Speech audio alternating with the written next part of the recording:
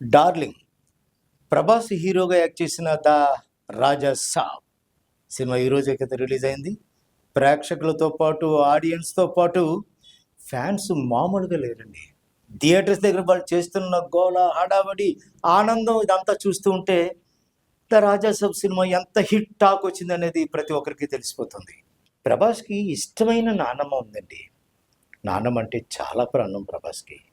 నాన్నమ్మకి కొంచెం మతిమరుపు లక్షణం కూడా ఉందనుకోండి. అయినా సరే నానమ్మ అంటే ప్రభాస్‌కి ఎంత ఇష్టమో అంత ఇష్టం మాటల్లో చెప్పలేం. చాలా ఎమోషన్స్, చాలా సెంటిమెంట్‌తో కూడిన ఆ నాన్నమ్మతో కూడిన ఆ జర్నీలో నాన్నమ్మతో పాటు ఇంకొక వ్యక్తి ఒకరి కోసం వెయిట్ చేశారు. వెయిట్ చేసిన వ్యక్తి ఎవరు అంటే గంగరాజు. ఈ గంగరాజు అనే వ్యక్తి, ప్రభాస్ నానమ్మ ఇద్దరూ కలిపి ఒకరి కోసం వెయిట్ చేశారు. ఆ ఒకరు ఎవరు అంటే రంగరాజు.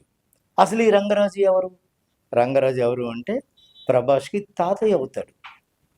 సంస్థానం నుంచి వచ్చిన ఆ తాతయ్య, నాన్నమ్మలకు సంబంధించిన ఈ కథ కొంచెం హార్ట్ టచింగ్‌గా ఉంటుంది, రొమాంటిక్‌గా ఉంటుంది. ఫ్యాంటసీ కూడా మిక్స్ చేశాడు ఎవరు? డైరెక్టర్ మారుతి. అబ్బా!